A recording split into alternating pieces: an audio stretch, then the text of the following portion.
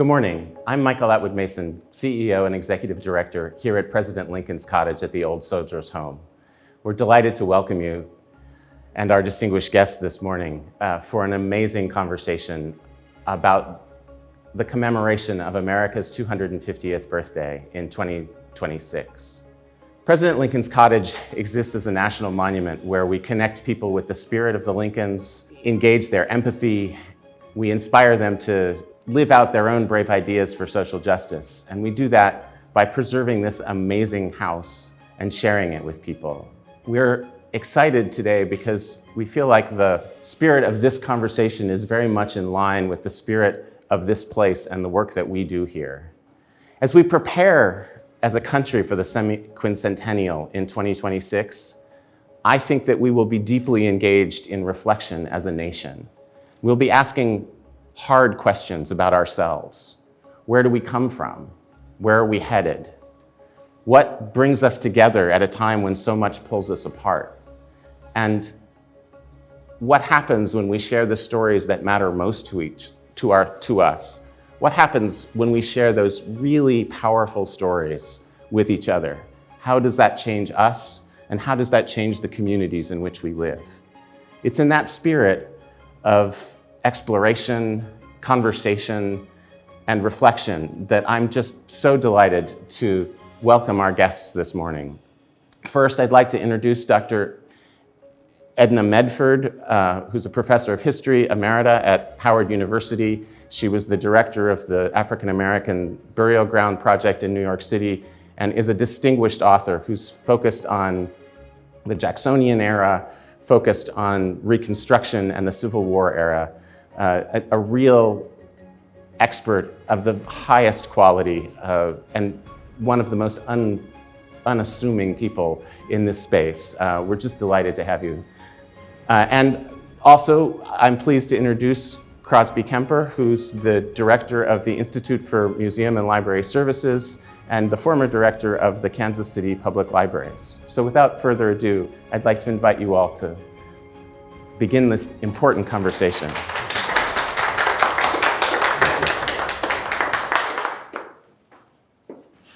So thank you so much, Michael. We're grateful to you for that kind introduction and for hosting us here at Lincoln's Cottage, here where Lincoln worked on the Emancipation Proclamation. And I'm joined, as Michael said, by Dr. Edna Medford of Howard University, the chair emerita of the History Department, and an authority on Abraham Lincoln and the Emancipation Proclamation.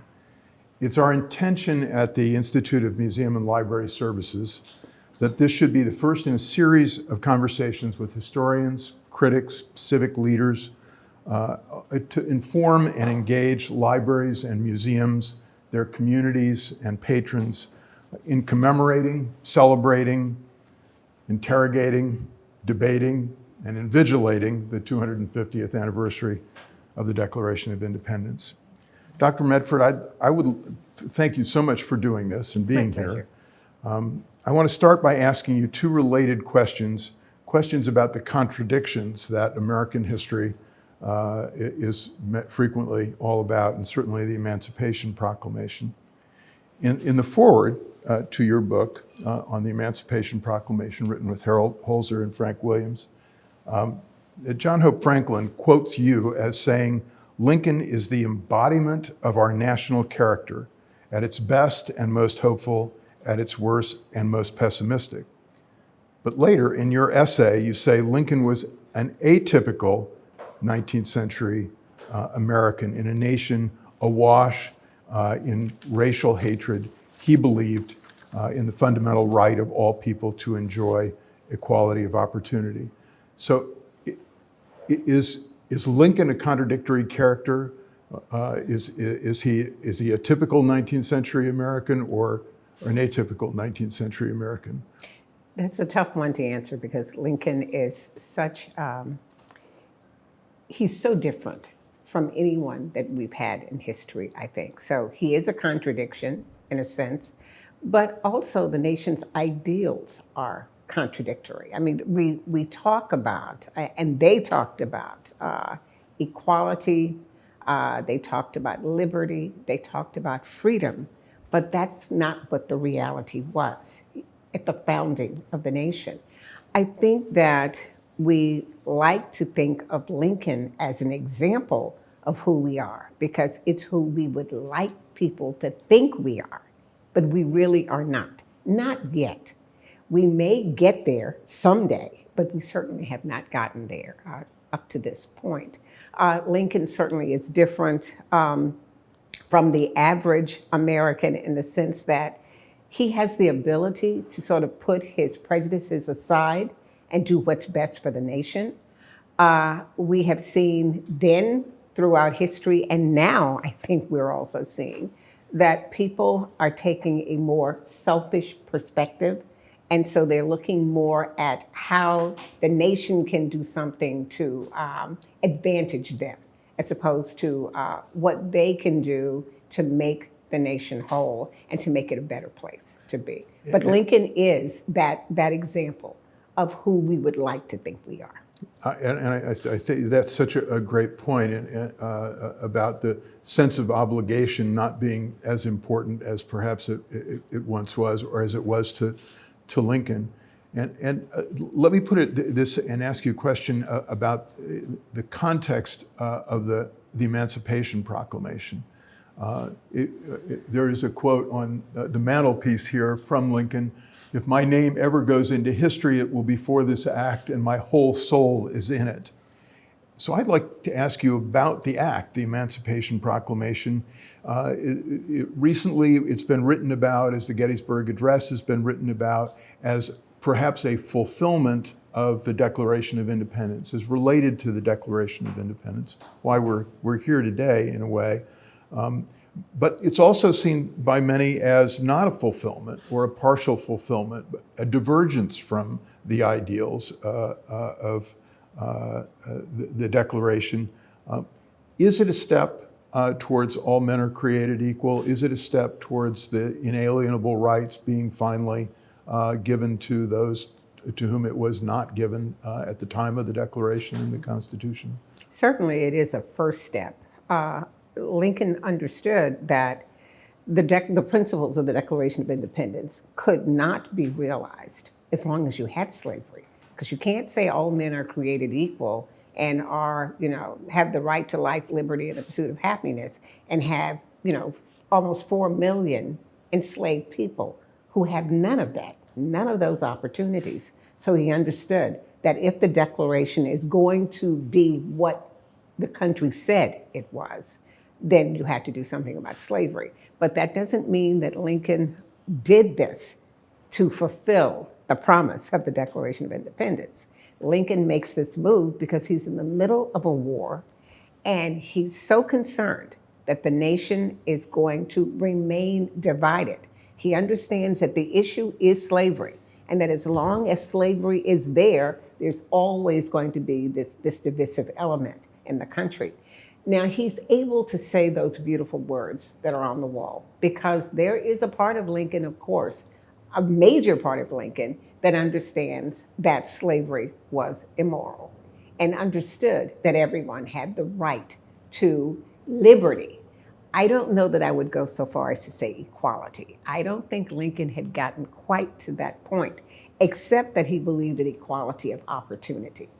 And in that way, he's very different from the average white American of the 19th century. And I want to get in a minute to the question of his views of race and his views of slavery, which debated among historians if they're the same thing or very different things.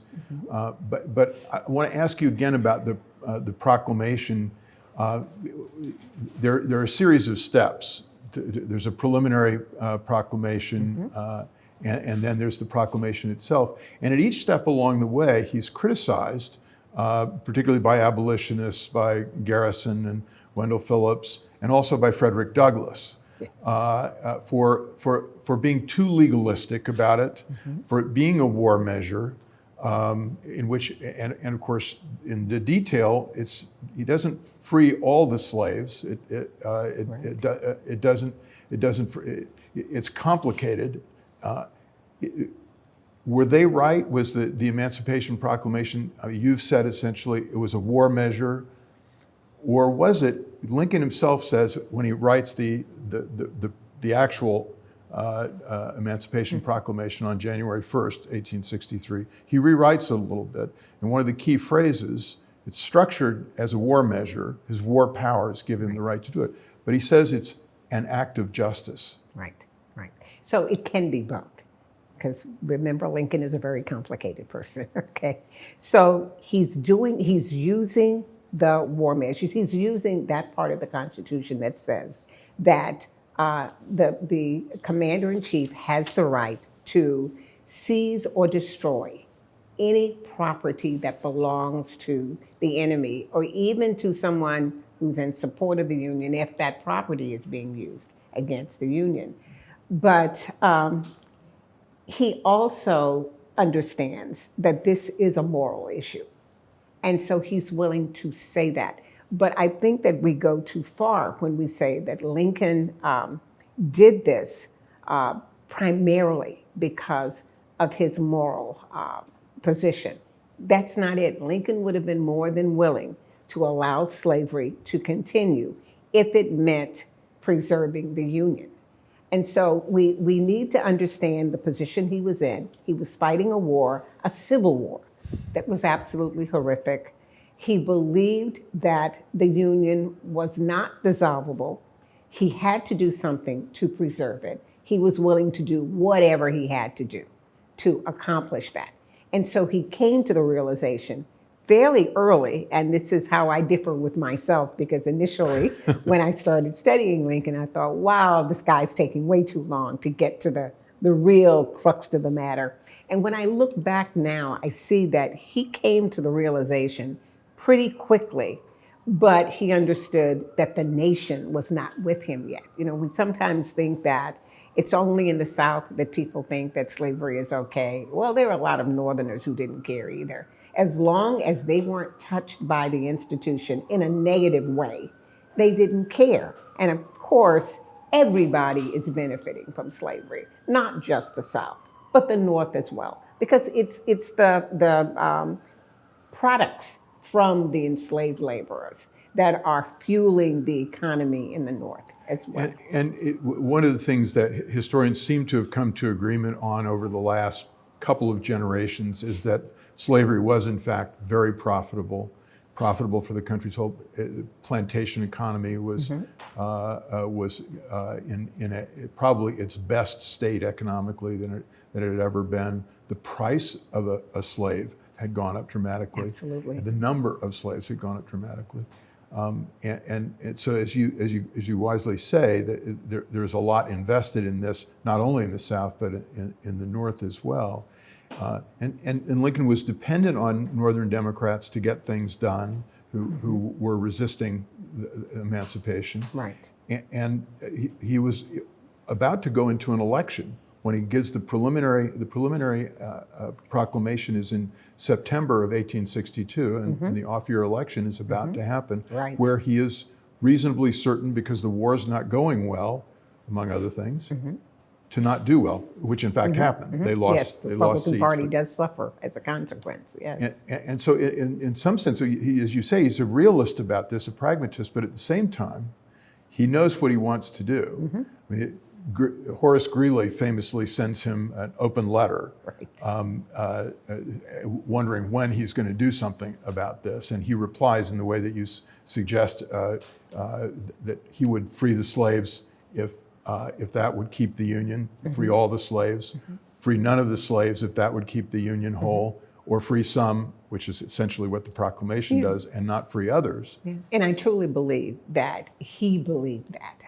Some people say, well, he's just preparing them, for what he's about to do. But I think that if something had happened, if the South had said, in that 100-day period between September 22nd of 62 and January 1st of 63, if the Confederacy had said, okay, we're giving up, we are coming back to the Union, Lincoln would have allowed not just Lincoln, because Lincoln is it's not just Lincoln who makes this decision, but the North certainly would have allowed them to keep their enslaved laborers. And Lincoln would have been okay with that, because his whole idea of ending slavery was that it be done gradually, So the irony is that someone who believed that slavery should end over time is the very person who attempts to end it overnight, at least for certain segments of the population, or puts the wheels turning toward that. There are three principles that he seems to have and that he proposes over and over again, particularly to the border states,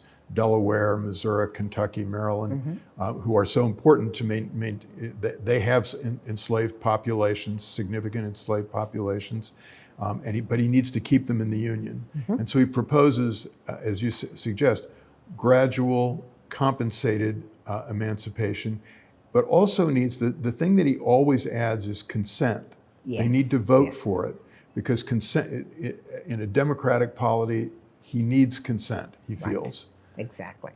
And let's not forget the other C, colonization. Colonization. Because that is a part of his plan as well. Which he does propose, but January comes, or December, when he must make the decision about whether or not he implements the preliminary proclamation. January comes, and all that's gone. Right. It is sort of overnight changed, and even though it still leaves some slaves outside of the proclamation, it's fairly clear, isn't it, to everybody in the North and most people in the South that this is the declaration that slavery is over? Well, there are 830,000 people who are not touched by the proclamation. And certainly someone like Frederick Douglass felt that it didn't matter, that with slavery ending in Virginia, it would have to end eventually in Maryland as well.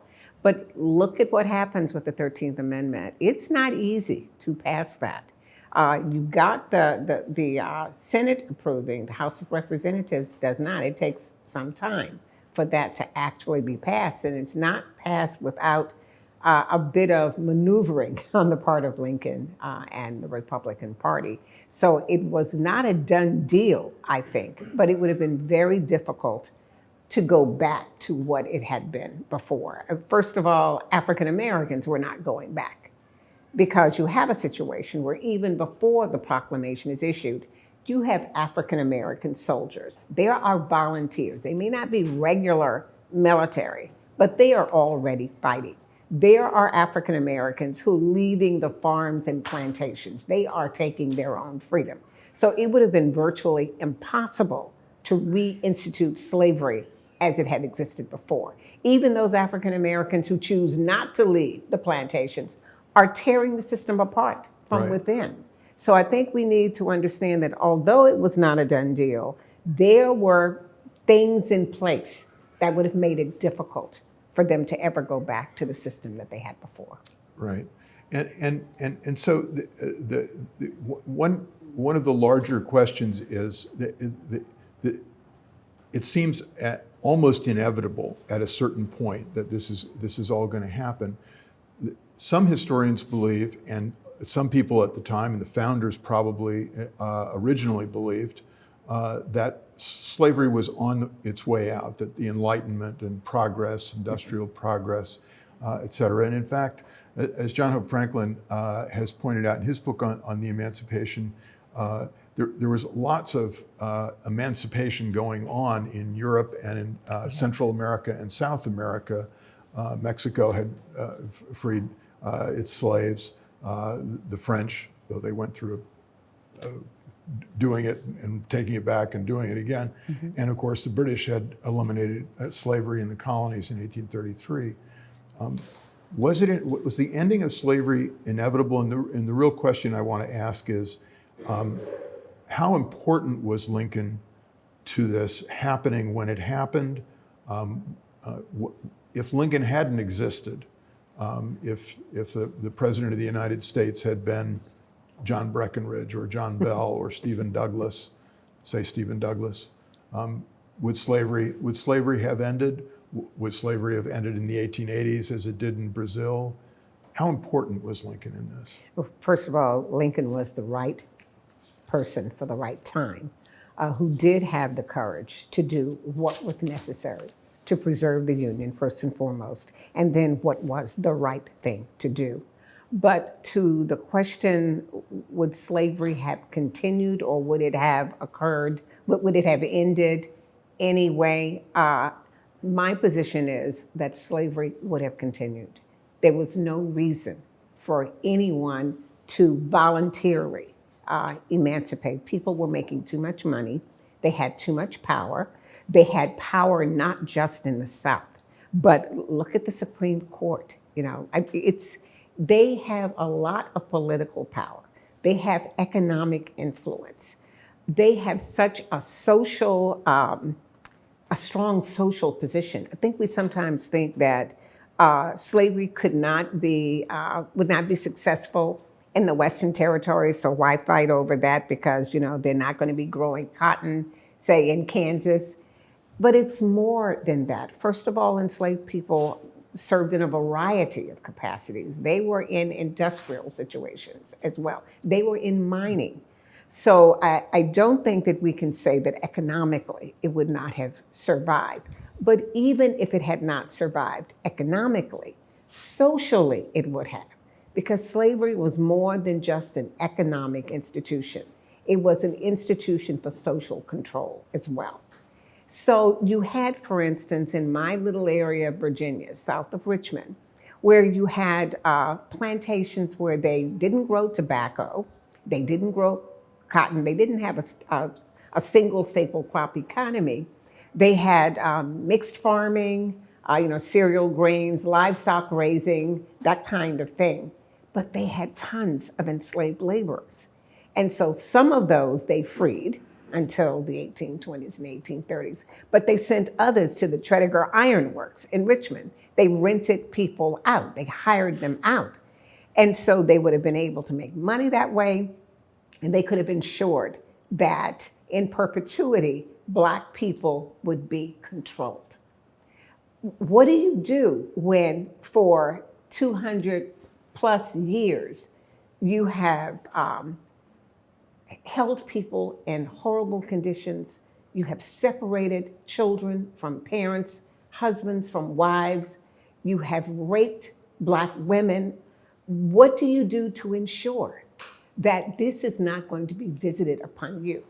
So you keep slavery intact, if for no other reason than for social reasons. And also, slavery was a form of conspicuous consumption too. So you might have a planter who has 20 or 30 or 40 enslaved people, and he or she is not doing much with them except hiring them out. But you are the big guy in the county, because you have that many enslaved laborers. So slavery is very complicated. So there's no one thing that would have prevented it from remaining as a part of society. And you point out that this is something of a caste system for social control, which exists in the North. I mean, yes. During the Civil War, the draft riots in New York are Irish and others rioting about the African Americans in New York taking positions away from them, they think. And these are people who, in many instances, have just gotten off the ship. And they came to America for opportunity. And now they're being drafted to fight a war to free people who are going to come north and take their jobs. So from their perspective, it's understandable. And so the racism is pervasive in 1860 Absolutely. America. And yet, still, 300,000 people lose their lives or more from the northern side, 700,000 perhaps altogether in fighting the Civil War, and a long war, a desperate war at many times. How is it possible that this happens, given the importance of slavery economically, given the attitudes? And again, I go back to Lincoln, and I go back to Lincoln's principles that he thinks he is defending of the Constitution and the Declaration, from the Lyceum speech that he gives in 1838 to his Dred Scott speech, what he talks about during the Lincoln-Douglas debates. It's about preserving the political principles of the founding. How does he get the country to go along with that? Well, he doesn't get a lot of them to go along with it. There are many people who certainly are resisting, not just in the Democratic Party, but in his own party as well. But I think that Northerners are going to war for the same reason that Southerners are. Southerners are going to war because they're trying to preserve a way of life that they think is superior to the way of life in the North.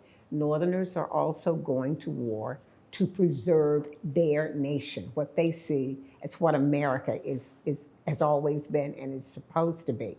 They're not going to war, let's be certain, they're not going to war to free anyone. They are going to war to bring the nation back together. It becomes a war for freedom as well after 1863.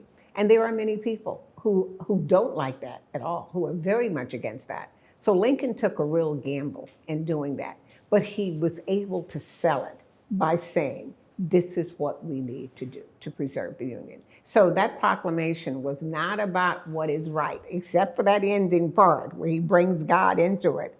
But it's telling Northerners, this is what we have to do for the nation to survive. And people buy it, and they're willing to make that sacrifice. I mean, he needs military victory, and so the preliminary, he issues the preliminary proclamation after Antietam, the bloodiest day in American history. Not a great victory, but he and McClellan could claim victory. Right. And then, you know, there's a possibility that and the 13th Amendment rides on this, that he could have lost the presidential election, because again, in the summer of 1864, things were not going well. Only in the fall it begins to go the Union way. Right. And so it's heavily dependent on military victory. But at the same time, I want to say that he's constantly expressing, I quote from the Dred Scott speech, they, the founders, meant to declare the right so that enforcement of it might follow as fast as circumstances shall permit. He's always aware of the circumstances. Right. They meant to set up a standard maxim for a free society, revered by all, constantly looked to, constantly labored for, never perfectly obtained, but constantly approximated, and of value to all people of all colors everywhere. He says this in 1857 in response to the Dred Scott decision. It seems to me it's clear that he's always working for this within the context of what's given to him in terms of Northern Democrats, in terms of border states, in terms of the military, in terms of the British potential for recognizing the Confederacy, et cetera. But he does have, to quote Churchill, who talks about consistency in politics, you bend to circumstances one way, you bend to circumstances another way, but you always have a dominating purpose.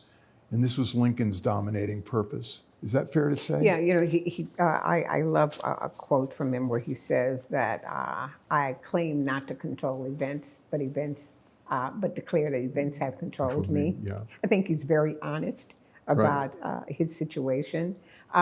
Yes, in the back of his mind, there's always this idea of, how do I get this job done? And how do I do it in a way that it is in the best interest of the nation? Not, am I going to win the next election, but what is in the best interest of the nation? And what was in the best interest of the nation at that point in time, from his perspective, was doing something about slavery. Now, there were many people who, from the very beginning, before the war even starts, you know, when the South starts seceding, there are people who are saying, this is our opportunity to do something about slavery. And Lincoln is saying in his first inaugural address, he says, I have no inclination to do anything. I have no ability to do anything. I'm always a little amused at the idea that it took him until the summer of 1862 to come to the conclusion that he did have the ability to do something about slavery. As bright as that man was, he certainly understood what he could do. He just chose not to do anything about slavery until it got to the point where he had to do something about slavery. to save the country. He understood how precarious the situation was. He knew that he was gambling. And so he didn't want to take that step until he could be fairly certain that he would be able to win the war by doing it. So I want to ask you a little bit about the African American reaction to not only the Emancipation Proclamation and the 13th Amendment and to Lincoln in general, but also specifically about Frederick Douglass's reaction. Douglass says in 1865, he says emphatically, Lincoln is the black man's president. Mm-hmm. In 1876, when they unveil the Freedmen's Memorial in Lincoln Park in Washington, D.C., he says he's the white man's president, preeminently the white man's president, and talks about how Lincoln's background and view of the world are a white view of the world. That's a contradiction, it seems to me, in Frederick Douglass. But how does he come to this conclusion? Why in 1865 one thing, in 1876 the other? Yeah, we have to look at the timing. He's saying Lincoln is emphatically the black man's president in June of 1865. He's in mourning, as is the rest of the nation. And so Lincoln's people are going to say all kinds of things about Lincoln that would be, glorifying him. And so it makes sense that Douglass would say that. And he probably did believe that at that point in time. Because in Lincoln's final address, his final public address, he's talking about the possibility of enfranchising certain groups of black men. That's understood as a movement forward for black people. If we want to talk about equality, that's an example of where Lincoln was heading, at least politically. And people like Frederick Douglass picked up on that and understood what was going on. But by 1876, when Reconstruction is ending and black people are being shot down in the streets and lynched, and their businesses are being burned, their schools and churches are being burned. You've got the KKK, having to be, contained by the Grant administration and that kind of thing. Douglass is looking at the proclamation and saying the proclamation was supposed to be a promise, and the promise has not been fulfilled. Right. And so Lincoln, as the author or the guarantor of that promise, he has failed somehow, although he's not around to make any difference there because he's been assassinated, of course. But it makes perfect sense that Douglass would take that position in 1876. And of course, he ends that speech in 1876 by saying, if you're an abolitionist, if you're an African American, he's tardy, he's cold, he doesn't. But if you understand the sentiments of the nation, he's swift and sure. So Douglass recognizes the circumstances change everything. Mm-hmm. But I'd like to talk for a minute about monuments, because that very statue of Lincoln raising his hand out to a slave who's breaking his chains, enslaved man who seems to be rising up or seems to be kneeling down, depending on your point of view. Right. But it's been that monument has been protested, significantly protested here in Washington, D.C. And I want to talk a little bit about monuments and what they represent, and what you think that statue, what Douglass thought of that statue, and who we should be building monuments, how we should be structuring our monuments today. You and I talked a little bit about the other great monument, or perhaps the greatest public monument, in my view, a piece of public sculpture, the Shaw Monument, which is the 54th Massachusetts monument to Colonel Shaw and his African-American troops who fought at Fort Wagner. The movie Glory is about it. What kind of monuments should we be building today? We should be building monuments. First, symbols are really important to any society, and to this society, to our society. they're extremely important because of our history of the Civil War. And so we were bound to clash at some point over what was being erected that sort of glorified and honored men who had fought against the nation. And they're not just in the South. There's some in the North as well. I've always wondered about that. It's almost like Northerners are sort of giving the Confederacy a pass. You know, they have bought the idea that this was about, you know, these monuments are about heritage. They're not about supporting, you know, the idea that people were fighting this war over slavery. It was just about heritage. Well, it certainly is more than that. So we need to understand that when we build these monuments, we are saying that these people share American values. So we have to determine what our values are going to be. The idea of the Freedmen's Memorial, to me, that's more than unfortunate that that one came under attack. I know Frederick Douglass didn't like it when it was first built. A lot of people didn't like it because it had the Black man kneeling as opposed to being on the same level as any other human being. And it also suggested that Lincoln single-handedly freed the slaves, Right. when we know the reality is a lot more complicated than that. Lincoln absolutely opened the door. He was central to freedom for Black people, but Black people fought for their own freedom as well. And Black and white Union soldiers and sailors made that emancipation possible, made freedom possible through that proclamation.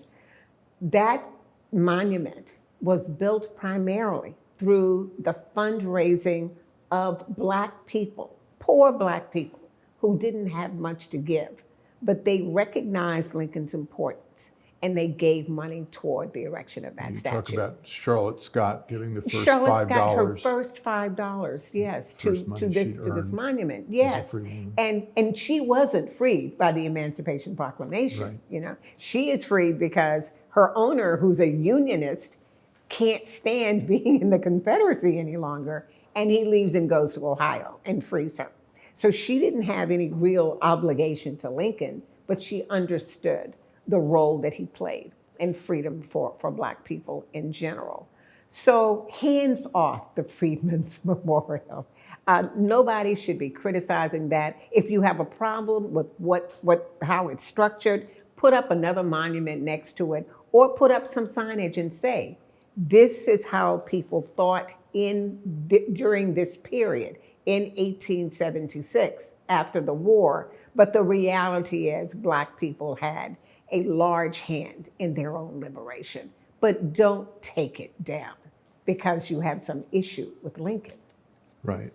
And are there statues that we should be building now, or have we lost the sense? You talked earlier about this sort of me generation view of the world that we have now. What's in it for us? So have we lost the sense of heroic? Most monuments are about our heroes. Sometimes we get it wrong.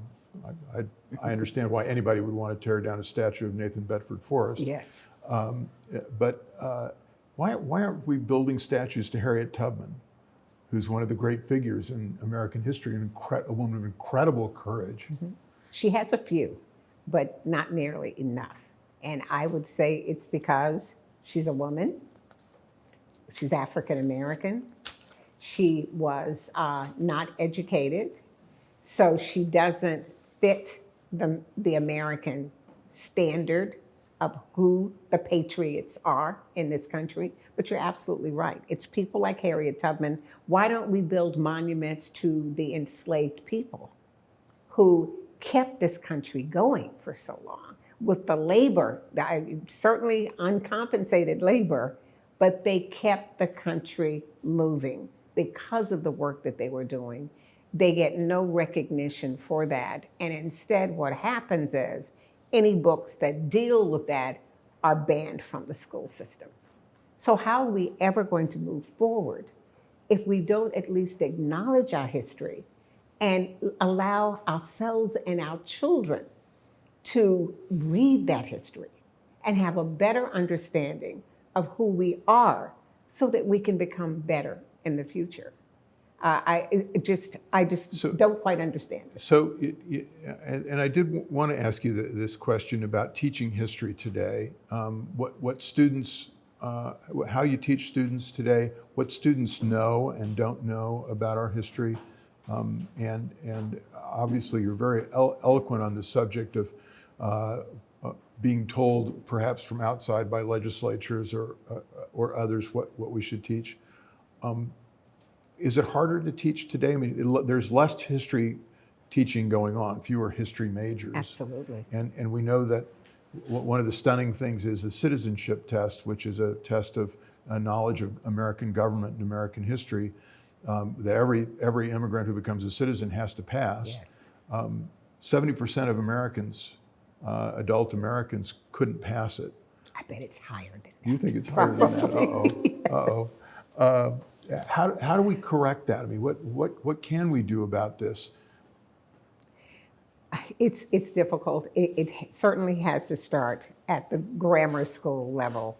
I don't think that you can start early enough to teach students about citizenship and about history.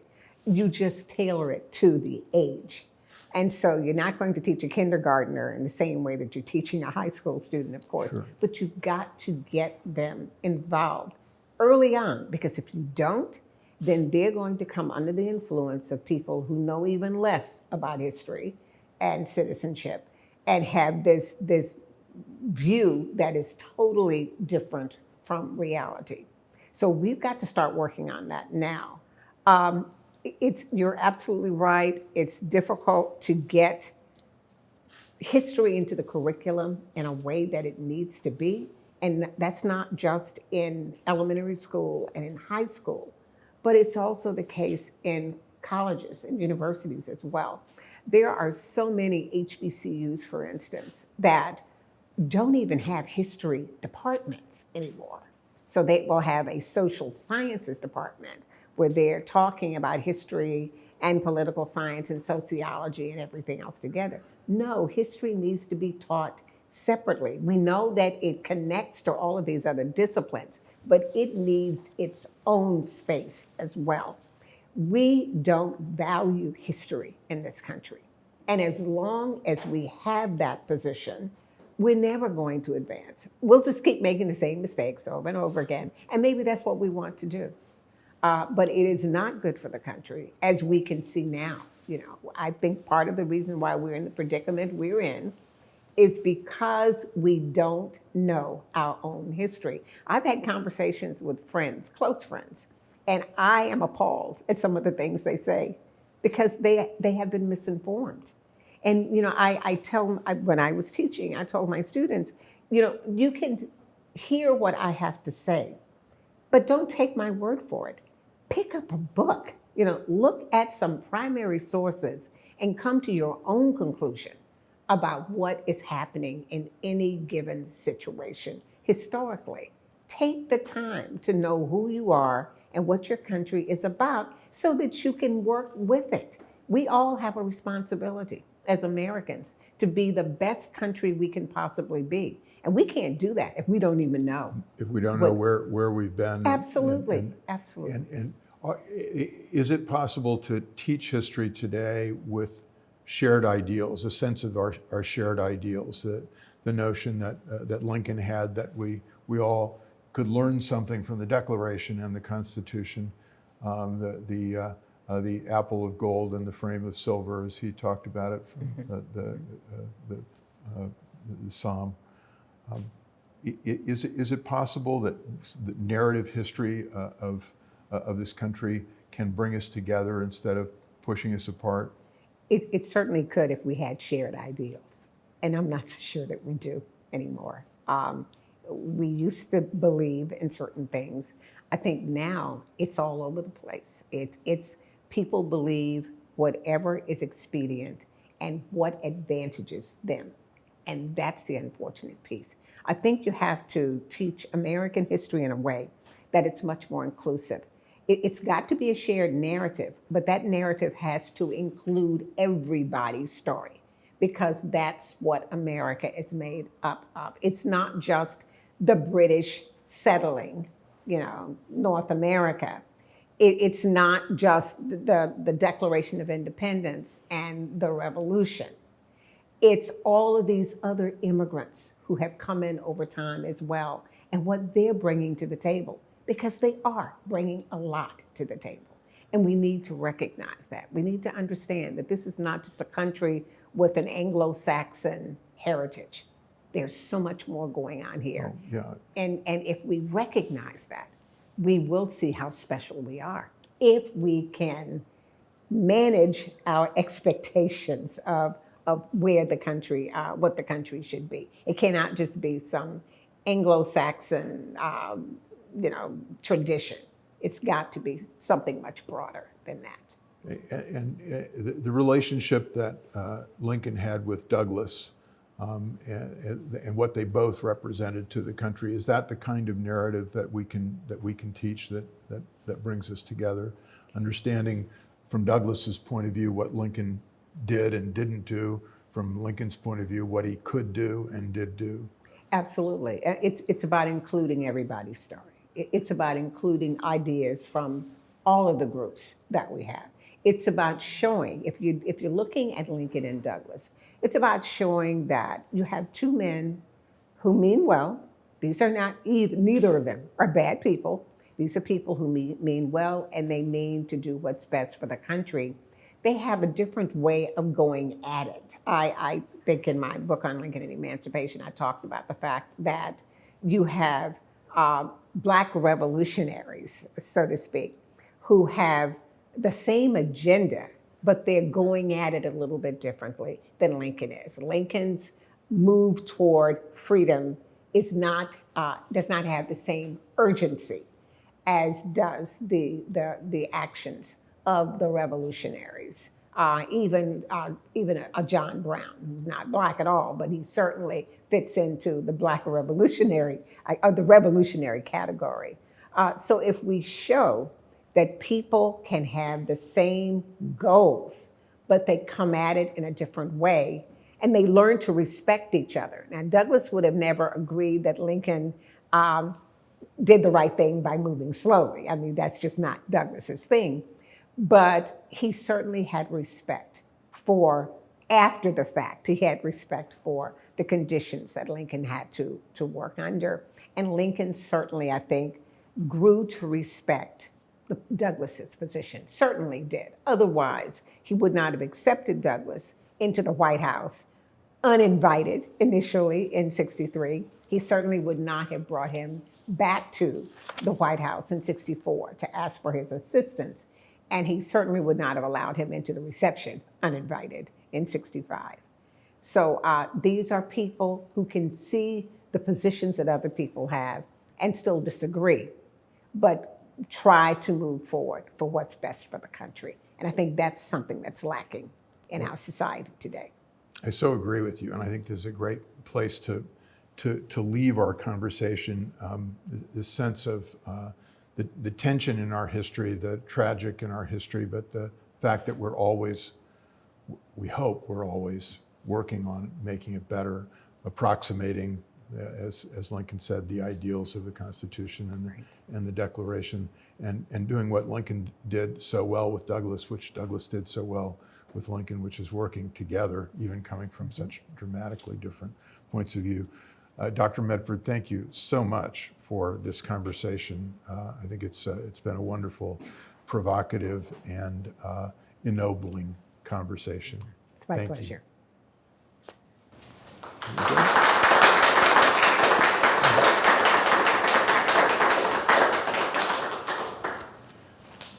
So any dialogue from the audience, any conversation from the audience you might like to have?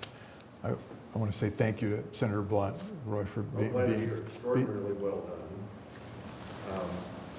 I did wonder about your comments about teaching history today. I think I missed a point when you mentioned talking about Harriet Tubman, but books that include her are sometimes now not part of, not able to be part of the curriculum? What? Well, not so much Tubman, but the idea that anything that's negative about American history, there are certain parts of the country where people don't want to hear that.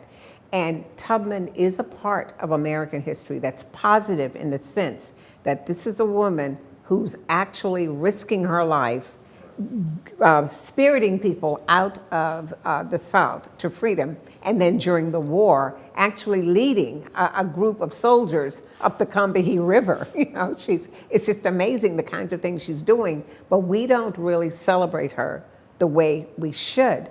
But it's not so much that Harriet Tubman has been banned, but there are these other books that some would say have a negative portrayal of American history, and because we don't want to upset our children. Well, I would rather let them see the history of the country now rather than have them repeat something, you know, that's going to be just as dangerous for the nation. But I think our children can take it. We should be able to. You know, this isn't about a feel-good kind of thing. It's about being realistic about who we are and how we can better the nation. That should be the goal of all Americans. And from your work, what you understand so well too, though, is we also have to try to present things in some context at the time. Like you've done so well with Lincoln and, you know, the mission that the Commission is on to celebrate 250 years of history. There's a current view to say, well, we really kind of got it wrong in the bicentennial. Now we have to overemphasize the other side of history. And I'm not opposed to any of that, but I think the way your writings and your discussion here very much does bring things into context, and people aren't perfect, and you know, and like Lincoln are often have to be moderated by events. Mm-hmm. Yeah, I think that my aim has always been to show that when the story is more inclusive, it's more truthful. I agree. And so it's not to put so much the other side of the story, but to have the fuller part of it. So it's trying to weave everyone's story into it.